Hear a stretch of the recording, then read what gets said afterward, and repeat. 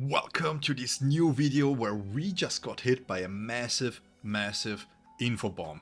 Now, this is coming right out of the gate from the live stream that just happened a few hours ago, basically from the Chinese stream. Big huge shout out to the Discord, to the community Discord of Giku for providing all the informations there in a digestible way. Thank you so much for this. Before we jump into this, I wanted to give this shout out. Speaking of live stream, when we are just doing the intro real quick, and then we are going to get going with the information, on March 13th, that's the Friday, next week, I'm going to live stream the summons and the first impressions that I have of Mayuri. So I don't have a date yet, because usually they will announce the date on the update when it's going to go live and everything. But if it's the same as the last time, it's going to be 8 AM Central European Time, which is I think 2 AM Eastern Standard Time, something around that. But I will also have a notification up where you can just click on it and you get notified when I'm live. Just so that you guys already know about this, I'm going to live stream it. I'm not sure if I'm going to do a second one where we are going to deep dive into Mayuri's thing just the day after, but we will see. Because scheduling is still up in the air when it comes to work. That said, let's jump into the update. Now, when it comes to the update, I don't usually do state of the games type of videos, right? So I'm going to share my opinion about that type of content in here too, as we're going to break this down. Now, there is usually quite generous when it comes to rewards. 6k jades about, because we get 2k here from the Abyss, which is a new mode. And I'm just thinking, 10 pull, 20 pull, usually they give out 40, right? 30 to 40, so they're a little bit cheap here, in a way. If this is 5 and 5, this is not that good, to be completely honest with you guys. But yeah, usually what they do is they will just mail 10 more gacha tickets, so that's usually how you get to the 40 or to the 30. I would assume this is the same here. I don't hope that they are going to see this as the new mode being dropped and giving this out like, yeah, this is the 2k jades to compensate for the 10 pull, for example, which could be very well be the case why it's kind of off, right? That said, the new mode, we don't know much about this, but it's a new endgame mode. And currently endgame is quite suffering, if we're being completely honest, because we don't have much in the way of endgame, which is based on your own character, on your own box, in the sense that there is nothing much that you can do with your box, right? You have the Frenzy Feast, where the characters are pretty much given by the typings, by the rich environment, and also because it's just a one and done thing. It takes about 30 minutes at most to get Frenzy Feast done. I wouldn't consider that end game. We don't have really highly repeatable content aside from the adventure mode, which is kinda gate capped a little bit by how much investment you have into your character. For example, if you get to floor 25 because you have a B6 and then you want to do the same thing with a lower one, it just doesn't really flow that well. It just doesn't feel that good. It's not that end game-ish. It's fun mode, by the way. I'm not taking this away. It's a fun mode. It's quite highly entertaining to try and get the perfect amount of squad benefits and stuff like that, but I wouldn't consider it really an endgame mode, right? Especially because you can do it from the get-go, basically. That said, when it comes to endgame modes, they have something mentioned in here next to the Abyss, which are going to be the full release bosses. They will add new bosses, although I would have to say my personal opinion of full release is that for whoever kind of wants this kind of content, it's great. It's quite fun to try and min-max the rotations and stuff. But I feel like because B6s are so overpowering, you have 15 to 30 seconds fights and you don't get to even experience the gameplay aspects, right? Yes, you have tower for this, but there too, it's not really endgame in a repeatable way. You have to make it repeatable for yourself by using different characters, by using different setups and stuff like that. But it's not like the rewards are there, right? And I think an endgame where you get rewards like the Abyss would be highly beneficial to the game. And for the longevity of the game too.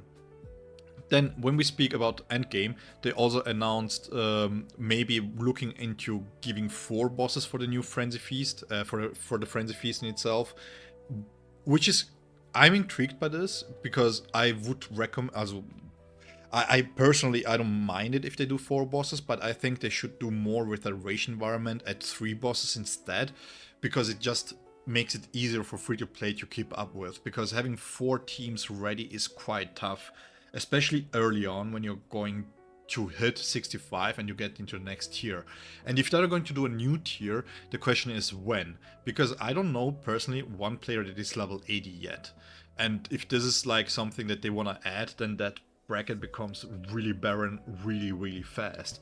And I think personally, by the way, a thing that I really enjoy with Frenzy Feast is the competitiveness that you can try and, you know, climb the leaderboard on your server. It's quite fun. I really enjoy that part. That said, regardless, Frenzy bosses, maybe be getting a new, a 4th mode, a 4th boss here. Maybe some, I would wish for a little bit more. I would wish for a little bit like a fine tuning. Like I said, make it so that maybe restricted to SRs only, whatever the case may be. Although that said, if you restrict it to certain specific rarities, then a lot of players who are free to play don't have maybe the resources to put this into this character. So this was a bad idea. Disregard what I just said. Then also we get a limited tower back. Personally, I think they just should make it so that it releases with a new banner and it goes away with a new banner. Make it 21 days and that's fine. Because the rewards are fantastic here. Nothing negative about that, but I just find the timing a little bit off with this. But either way, anything helpful with giving more resources out at this point in time is really needed. The same goes for double mat farming. I don't know if this is just even an event or if this is permanent, but we really need a way to increase the material that we gain, because every single character that you have to farm up and bring to level 95 for the max value, so to speak, takes quite a toll on your resources, and then you have to start farming stamps, and stamps are still a big problem in the game. We just had one event, but the amount that you could farm from that event was not enough to negate all the negative aspects of mod farming, right? So hopefully they will take another look at this. I would also like to see once a month to have an event where we can specifically farm at least 3 to 5 set stamps with a specific typings, with a specific primaries on it. Because like I said, it's still a huge pain point, especially for free-to-play. I feel it on my free-to-play more so than on my main. But even on my main, I spent a lot of jades just to get the character presentable for content, right? And I really had to burn through multiple thousands of jade just to make them presentable on the showcases, which is insane if you think about this. Also, another thing which is quite nice, is a monthly check-in. I don't mind that. Just more loyalty rewards, even if it's a small thing. Yeah, nothing there to be negative about, right? More rewards is always welcome. Then when it comes to MISC info, they mentioned that they want to prevent power creep, in the sense that every team after the Thrust team will be on the same level, which causes a problem, because a streamer apparently asked if Banka, Ichigo and Toshiro are gonna catch up to that level the same way, and the dev team didn't respond to it. Now, in a prior dev stream, the dev said that if we want to have buff, we have to be vocal about this, because in the end it's Shueisha who has to approve them. But that said, I don't think that's a great way to do this, because I really think it could have been solved by them just stating that they will make kids work around those characters better to lift them. Oh, sorry, my voice cracked there. This is usually something that it's quite easy to do, because you can have, like, for example, a character like Orihime, who is going to be released as a confirmed character. If she has a line in her kit that says, with Banka Ichigo, she will provide more benefits, like they did with Yachiru, for example. That's a really good way to lift Banka Ichigo without needing a direct buff for Banka Ichigo, right? Although that said, they also mentioned that they want to emphasize more the mono-team aspects, the mono-team compositions, which is also not a problem they try to address with this, is that full assault characters just lack value, inherent value, right? Because by themselves they don't do much, they don't provide much, and we have seen certain aspects where, for example, you do double support Naliel and she puts out more damage than with an underdeveloped Gin.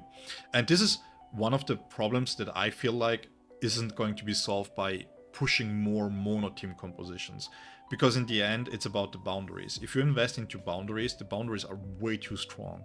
The damage amplification that they have is way too high.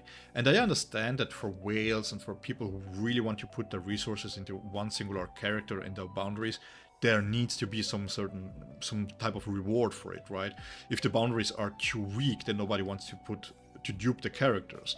But at the current moment, I feel like the boundaries are too strong in the upper end, because if you're going to jump a team from 1 million to 6 million to 7 million DPS, for example, just by going through the boundaries, that's just too much. That's way too much.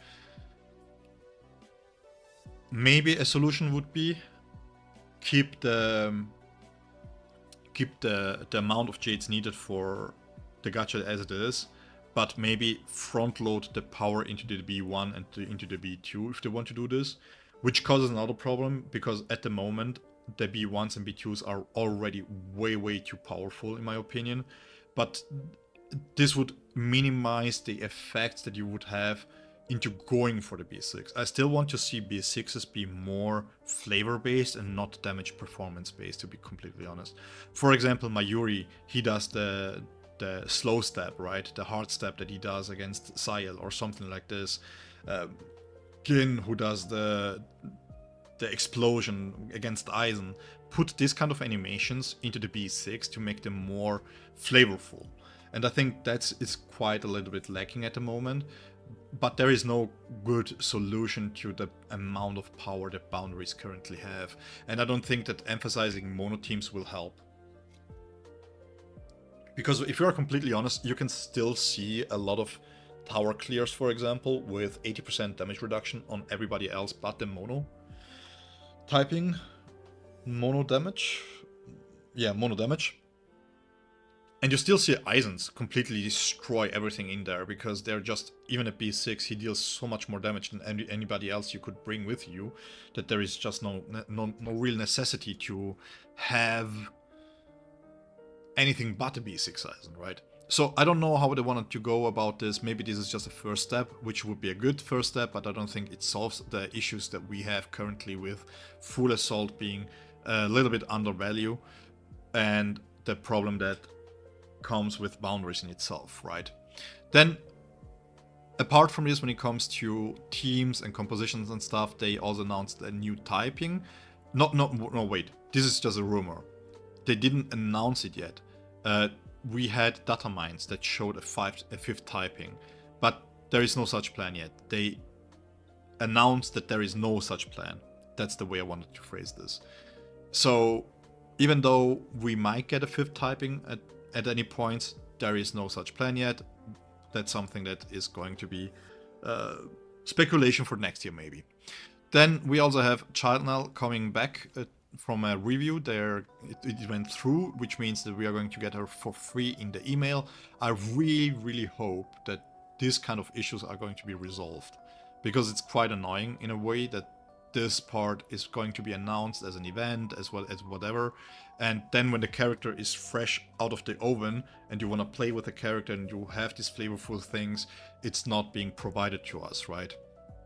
They also mentioned that the release plan in the future is going to be healthier in the ways of the typings that they are doing. Although that said, my biggest problem with this is that nobody forced them to go thrust with, Mayuri. It could have been Spirit, it could have been Strike, it could have been Slash. So who really forced them to go thrust there? If this is the decision that they had to be approved by Shueisha, I don't really hope so, but this would be a really far-fetched how to put this. I don't think that Shueisha has this much influence on the characters, to be honest. That said, no matter what, it's quite important if they really wanted to have a healthy release schedule, then they would have done this with Spirit first and not with Thrust, if I'm being completely honest. I think this is quite of a PR way to talk about this. Nevertheless, they mentioned they want to improve upon it, and when it comes to characters, we will also go over the characters that are coming up soon. We have then this part here. These are the future units that are coming, and now this is the part where it gets really positive and really good. As I mentioned before, I just wanted to talk about these specific things because I think it's important to mention the negatives that are still plaguing the game for people that are watching this that maybe have stopped playing or maybe are coming back or thinking of stopping or whatever. They're working on this, which is fantastic. This is great, but at the same time, the problems are still there. Now, when it comes to future units, we have Soifon confirmed next after Mayuri, and we have also Grimjow confirmed as the half-year anniversary unit. Soifon and Grimjow are going to be Strike, which is quite good in a way. At the same time, personally, for me, it's quite a little bit off, because if Soifon comes out and she's going to be battlefield related, she's going to be a tactician, I should say, and Grimjow is going to be full assault. The thing is, Soifon apparently has some combos or something going on with Yoruichi, and if this doesn't, I mean, it makes for an easy skip for Grimjow, but let's be honest, you don't want to skip on the half-year anniversary, right? Usually. But that said, I think if Soifon is quite cool as a character, Grimjow could be a really big skip actually, which is, like I said, for a half-year anniversary, it's a little bit strange, but whatever. Especially because we are going to get Grimjow, the base Grimjow, for free. And this character is apparently was considered a limited character, or was being set up as a limited character. So maybe his power will be on the same level as a limited character. Hopefully. That said, we also have confirmation that Unohana and Haribel and Orihime are going to be units in the game. Yay! Which is great. Which brings me to the upcoming schedule. Once again, thank you so much for Giku's community Discord for providing this part here. And like, we had this release right here. It's still concurrent, right? Then we will go get Mayuri here. We're going to get Soifon next. And in between the half-year anniversary and Soifon, we're going to get a Spirit character. We don't know yet what it will be. If you see this was from a way earlier leak before release, where the characters were leaked, and this was going to be Shunsui, but it's not confirmed it's Shunsui.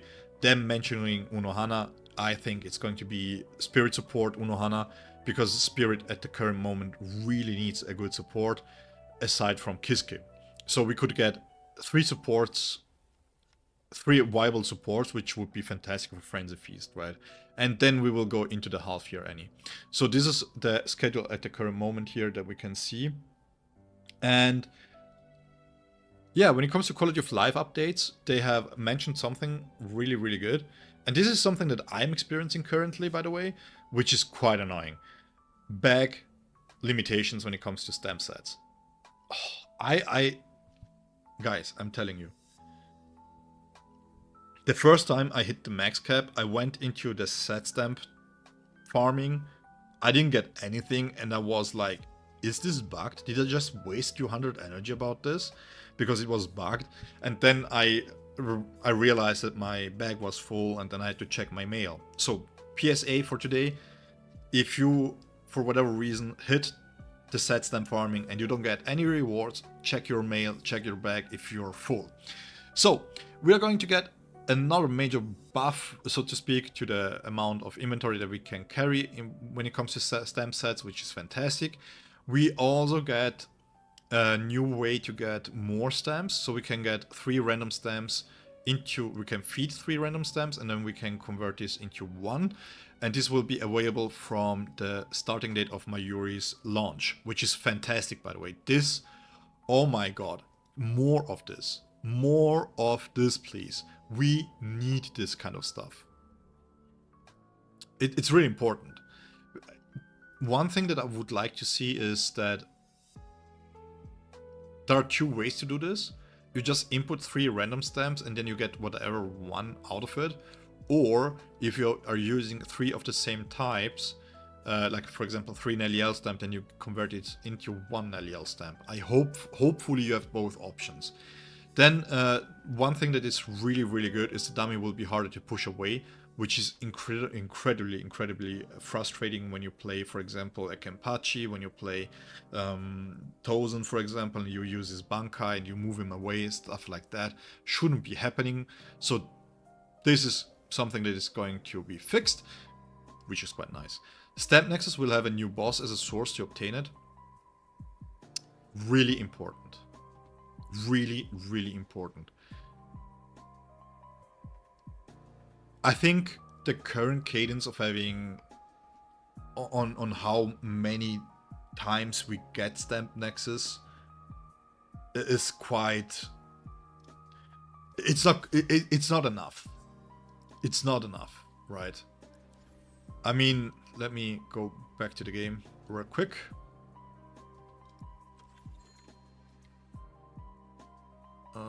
Let me see real quick here. Opa. Currently, this is one of the ways that we can get Stamp Nexus, which is quite slow. It takes quite a lot of time. You don't have anything in the guild supplies to make guild supplies more beneficial to us. We have in the Jade part here, which is quite expensive, which is not advisable to buy. We don't have anything here, which is fine because this is the paid one. And we don't have anything here in the ticket stub exchange either. So we only get it through events. We only get it through a few ways. And it's at the moment, it's a little bit too restrictive, right? And I don't like that. This type of things shouldn't be restrictive, in my opinion. So having more ways to get Stamp Nexuses is quite good. And then for the last part is that the rankings will be opened for all servers. I highly hope that this is going to be the way to go forward, is to have like global server stuff going to be one. Like for example, that hopefully that at a certain point the guilds will open up to different regions so that you can really be cross-server in the sense, cross-region, right? Now, when it comes to the live stream in itself, I wanted to give another different summary here because there is a mention in here that I wanted to talk about, which is quite important. Now, this one goes a little bit more into detail when it comes to Mayuri in itself, right? He's a thrust type support character, and he can heal and trigger time stops, enhance normal attacks, summons Nemu, and stuff like that. And this is just going to be over his kit in that sense. It's easier to operate as Kiske. I don't exactly know what that means because Kiske in itself is quite easy to use, maybe on how to set him up, maybe regarding set stamp and stuff. And the thing is, the 9th point here is quite important too, that dungeon bosses stats will not inflate, which is quite nice. Really important when they want to keep power creep in check. The fact of the matter is though, is this part here. They officially recognize Mayuri as a high cost performance character, and this means, like they mention here, that it can be understood that you get the full experience at B0, but to really get the power of his support, you really want to go into his boundaries. Now, like I mentioned, I don't want to go over the kit by themselves, right? But one thing that I want to mention real quick when it comes to his kit is this, that let me open up my own Discord real quick because I've linked it in there. One thing that I really want to mention is his boundaries, because his boundaries are quite something, to be completely honest with you guys, and I just wanted to showcase them real quick.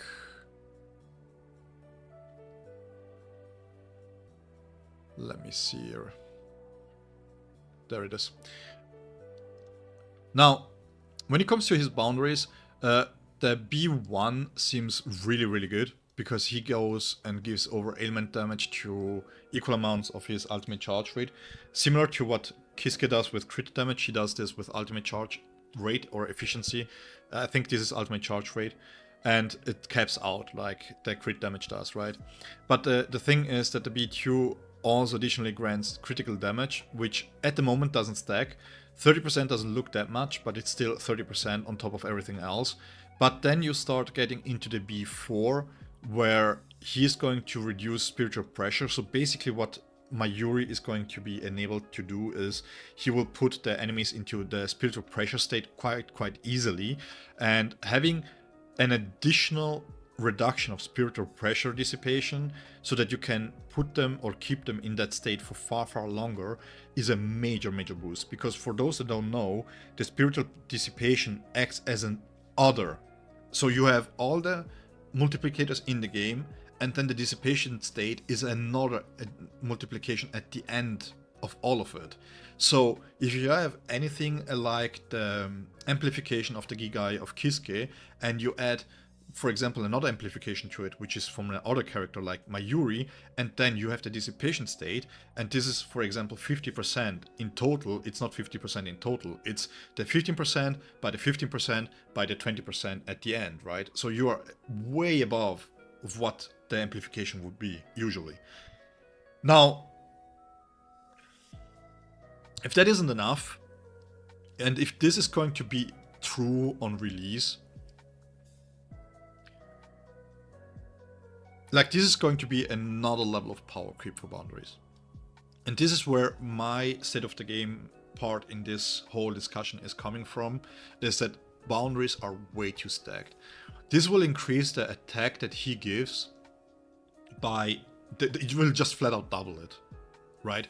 He has 2 stacks of excitement baseline, and this just doubles the attack and ailment mastery that he will give to the characters. Because for those that don't know, if the kit is not going to be changed, excitement gives basic attack increase and ailment mastery increase. Now, from my additional testing that I did with ailment mastery gains value the more ailment damage you have. So this means that if you have a character, for example, who gives out 60% ailment mastery, and you really want to benefit from it, because, for example, in Gin Neliel teams, you have quite a lot of benefits for having them on, for having the ailment part of the damage in there, right? Also for Kenpachi, for example, this means that the damage will be amplified by how much mastery you have. And this is quite important to understand, because you add another layer of multiplication to the whole math behind the damage that you're doing, right? And this part here, by just doubling, flat out doubling the damage that you are giving out, the buffs that you are giving out, that's insane. So before I doom and gloom here though, I want to mention this real quick. We don't know the end values. If the end values are as they are right now, my points here are really valid, as I don't think it's healthy for a game to have B4s and B6 be this powerful. If they're going to tone down the values so that this part here is on the same level as a B6 Kiske, for example, right? In the sense that everything that he provides in here is the same as a B6 Kiske, just that his B0 support is higher level than, or a higher tier than Kiske, that's fine with me. Don't put more power into boundaries, please. And yeah, that's basically it. That's all we have for the news. That's all we have for the upcoming patch. And like I said, although there are certain aspects that are quite a little bit of a red flag, I would say, in the sense that it makes me cautious, you know.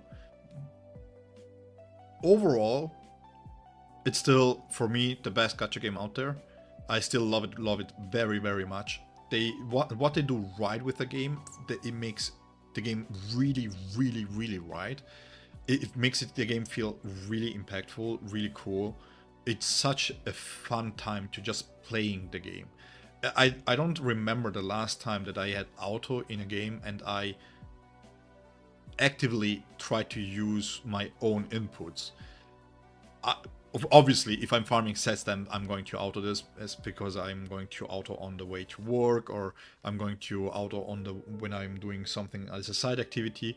But generally speaking, I really enjoy playing the game, and I really hope that they keep the power creep in line as they mentioned. Because if they do, and this is a silver lining, I think, a ray of hope that we have, is that if they really keep the power creep in line with everybody else for the next 2 years, 2.5 years, so to speak, and if the power creep isn't as substantial, then what we can do is we can go back into banners, and when they rerun banners, it's not going to be gacha typical that you don't want to summon for them.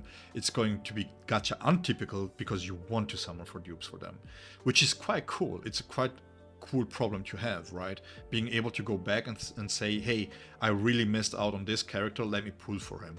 With that said, let me know in the comments down below how you guys think about everything that was announced here. How hyped are you for Mayuri? Me personally, I think it's fantastic to have Mayuri as a support character. I really like Mayuri, and him having like the opposite effect of Kiske, for example, because Kiske is more crit damage, more burst damage, and he's more ailment based, is quite a cool contrast. I don't know if they thought about this, but having this in the game, it's quite cool, and I'm really looking forward to it. Once again, thank you so much for watching, and I see you at the latest in the live stream on the 13th, Friday in March, when Mayuri will be released. Thank you so much for watching. If you kept until the end, you're awesome. Love you so much. See you in the next one. Bye bye.